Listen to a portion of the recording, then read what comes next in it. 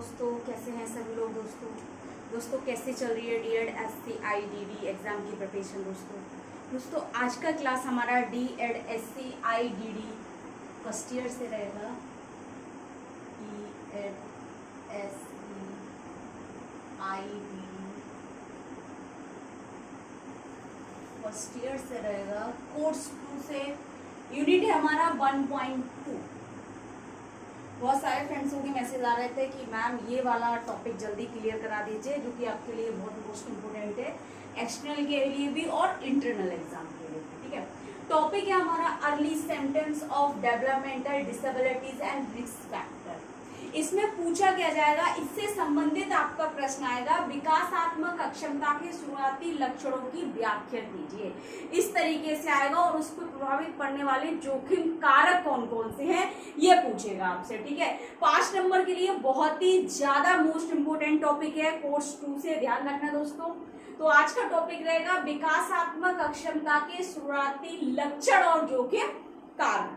तो दोस्तों सबसे पहले हम थोड़ा सा विकासात्मक अक्षमता के बारे में जान लेते हैं। इससे पहले भी मैंने ये टॉपिक विकासात्मक अक्षमता मैंने आपको करा रखा है, डेवलपमेंटल डिसेबिलिटी, लेकिन फिर भी थोड़ा सा समझ लेते हैं। ठीक है, देखिए दोस्तों, विकासात्मक अक्षमताओं में संज्ञानात्मक और शारीरिक दुर्बलताओं के परिणाम स्वरूप होने वाली स्थितियों की विस्तृत श्रृंखला है। यानी कि विकासात्मक अक्षमता उसको कहेंगे जिसमें संज्ञानात्मक शारीरिक दुर्बलताएं जैसी कठिनाइयां या समस्याएं शामिल होंगी। अब संज्ञानात्मक से अगर हम बात करें तो हमारे अब डेवलपमेंटल डिसेबिलिटीज में वे सारी चीजें हैं, वे सारी कंडीशन आ जाएंगी या स्थितियां आ जाएंगी, जैसे एडीएसडी हो गया, ठीक है, एएसडी हो गया, ऑटिज्म हो गया, ठीक है, हमारा इंटेलेक्चुअल डिसेबिलिटी हो गई, डाउन सिंड्रोम हो गया, हाइपरसेफेलिस हो गया, हाइड्रोसेफेलिस हो गया, माइक्रोसेफेलिस हो गया, ठीक है, क्रेटिनिज्म हो गया, ड्वार्फिज्म हो गया हमारा, ठीक है,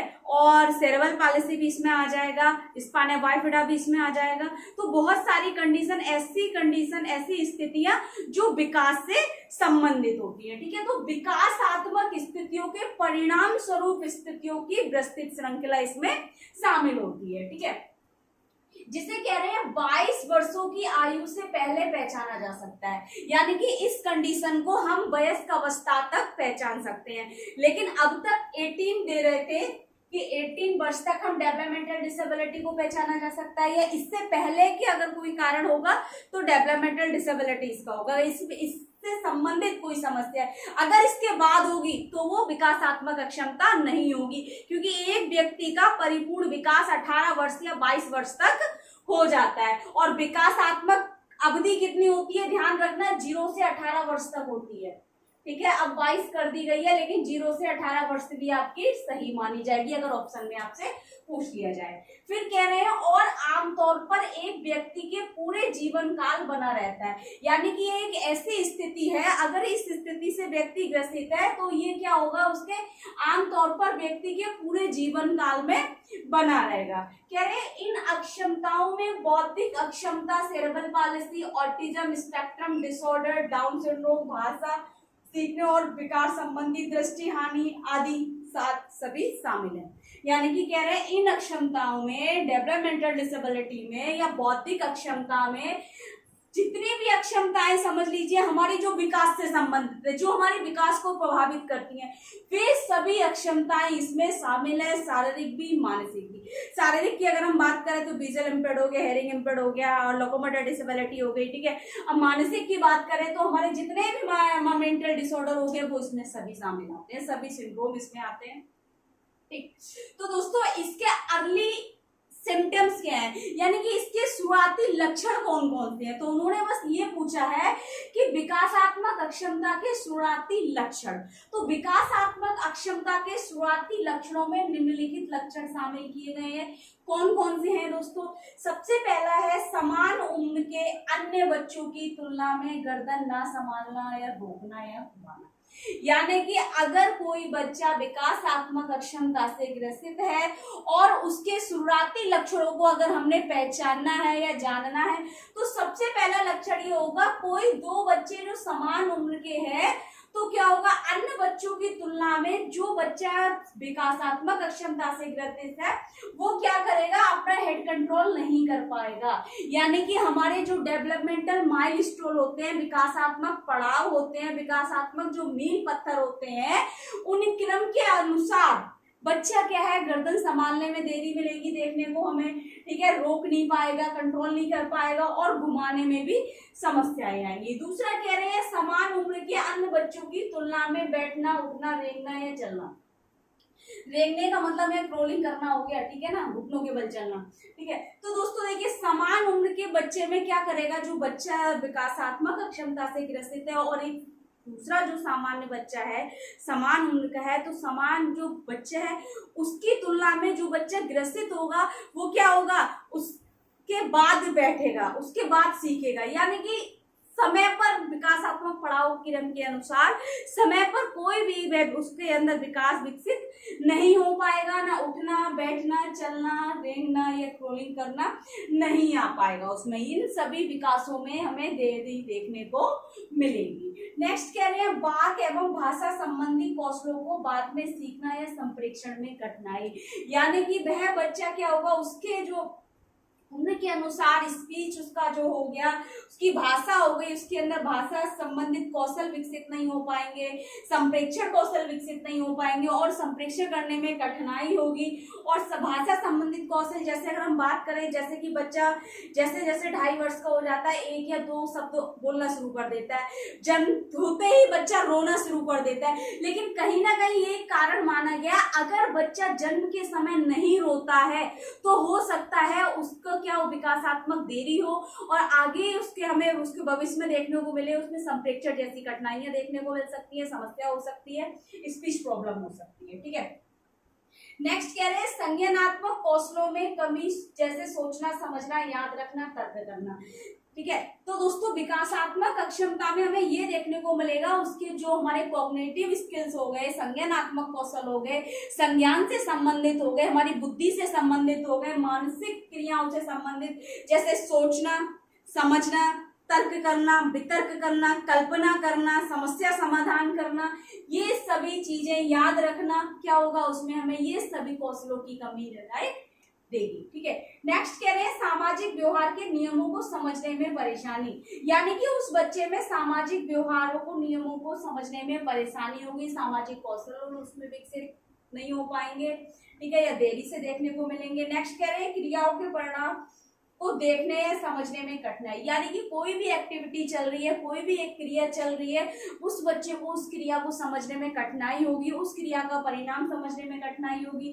समस्याओं को हल करने में कठिनाई, यानी कि समस्या समाधान करने में समस्या होगी, क्योंकि वह किसी बात को अगर समझ नहीं पाएगा तो समस्या का समाधान नहीं कर पाएगा। नेक्स्ट कह रहे हैं, वातावरण में समायोजन करने में कठिनाई। यानी कि उस बच्चे को वातावरण में समायोजन करने में समस्या होगी। नेक्स्ट है, वांछनीय व्यवहारों में कमी आना और समस्यात्मक व्यवहार प्रदर्शित करना। यानी कि बच्चा क्या करेगा, वांछनीय व्यवहारों में कमी आएगी और समस्यात्मक व्यवहार प्रदर्शित करेगा, ठीक है। ये तो थे हमारे शुरुआती लक्षण। अब इसमें प्रभावित करने वाले रिस्क फैक्टर, यानी कि वो कह रहे हैं कि जोखिम कारक कौन कौन से हो सकते हैं जिसके कारण ये सारी समस्याएं उत्पन्न होती हैं या जिसके कारण बच्चे के विकास पर प्रभाव पड़ता है। तो कौन कौन से हैं? सबसे पहले कह रहे हैं, अधिकांश विकासात्मक अक्षमताओं के कारकों में निम्नलिखित जोखिम कारकों को शामिल किया गया है। कौन कौन से जोखिम कारक है? सबसे पहले कह रहे हैं, समय से पहले जन्म या जन्म के समय वजन कम होना। यानी कि समय से पहले, बच्चे का जन्म समय से पहले होना और जन्म के समय बच्चे के अंदर वजन कम होना, यानी कि लो वेट बर्थ वेट, ठीक है। नेक्स्ट कह रहे हैं, दवाओं या शराब या तंबाकू के लिए प्रसव पूर्ण सेवन या पर्यावरणीय जोखिम, यानी माँ के द्वारा बहुत सारी नशीले पदार्थों का सेवन, अनावश्यक दवाइयों का सेवन करना, ठीक है। और इस समय क्या होगा, प्रसव पूर्व पर्यावरणीय कोई भी ऐसी समस्या जिसके कारण या जिसका प्रभाव बच्चे के विकास पर पड़े।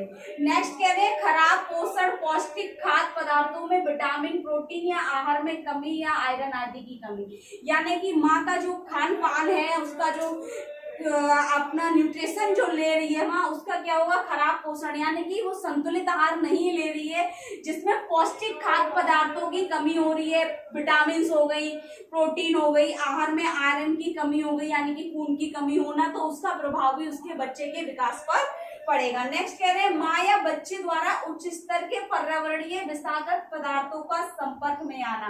अब ये विषाक्त पदार्थ मतलब हो गया जैसे हम कहें कोई केमिकल के संपर्क में आना, या शीशा जो होता है, शीशा हम बात करें तो शीशा, पिसा हुआ शीशा जो यूज हो रहा है बहुत सारी चीजों में, जैसे कलर में आ रहा है, ठीक है, बहुत सारे हम मिष्ठान देखेंगे, स्वीट्स जो आती है उसमें चिपका हुआ एक लेयर सा, एक पेपर सा आता है, उसमें वो यूज हो रहा है चमकने के लिए। तो ऐसी किसी चीजों के संपर्क में आना, उन पदार्थों के संपर्क में आना जो बच्चे के विकास के लिए हानिकारक है। नेक्स्ट कह रहे हैं गर्भावस्था के दौरान माँ को संक्रमण या जीवन के शुरुआती दिनों में संक्रमण होना, यानी कि प्रेगनेंसी के टाइम माँ को किसी प्रकार का कोई संक्रमण, टीबी हो गया, टाइफाइड हो गया, या हम कह सकते हैं उसको किसी प्रकार का, और थायराइड हो गया, ठीक है, इस प्रकार का कोई भी, और बच्चे में मतलब खसरा हो गया, रुबेला हो गया, इन सभी कोई भी संक्रमण हो, या कह रहे शुरुआती यानी कि जन्म के समय शुरुआती दिनों में कोई संक्रमण होना जिसका प्रभाव बच्चे पर पड़ेगा। नेक्स्ट कह रहे हैं आघात या तनाव होना, यानी कि माँ को किसी प्रकार की चोट या बच्चे को किसी प्रकार की चोट और माँ को किसी प्रकार का कोई तनाव रहना, समस्या रहना, सोचना, विचारना। नेक्स्ट है प्रसव के समय लंबे समय तक दर्द रहना, यानी कि प्रसव के समय क्या हुआ, लंबे समय तक माँ दर्द को बर्दाश्त कर रही है और कहीं ना कहीं उसका प्रभाव बच्चे पर पड़ रहा है, और उसकी जो प्रभाव पड़ेगा उसका कारण क्या हो जाएगा, एक विकासात्मक अक्षमता। तो ये जोखिम कारक थे दोस्तों। इसी प्रकार से आपको ये प्रश्न पूछा जाएगा और इसी प्रकार से आपने इसका आंसर देना है। थोड़ा विकासात्मक अक्षमता के बारे में बताएंगे, उसके बाद लक्षणों के बारे में बताएंगे, और उसके बाद आप उसमें प्रभावित जोखिम कारकों को बताएंगे। बाकी इसके अलावा अगर आपको कुछ समझ नहीं आ रहा है, कुछ डाउट लग रहा है, कुछ पूछना है, तो कमेंट बॉक्स में जाके कमेंट करें। ज्यादा से ज्यादा वीडियो लाइक करें, चैनल को सब्सक्राइब करें, बेल आइकन को प्रेस कर दें ताकि नेक्स्ट आने वाली क्लास आप तक पहुंचती रहे दोस्तों। Thank you so much.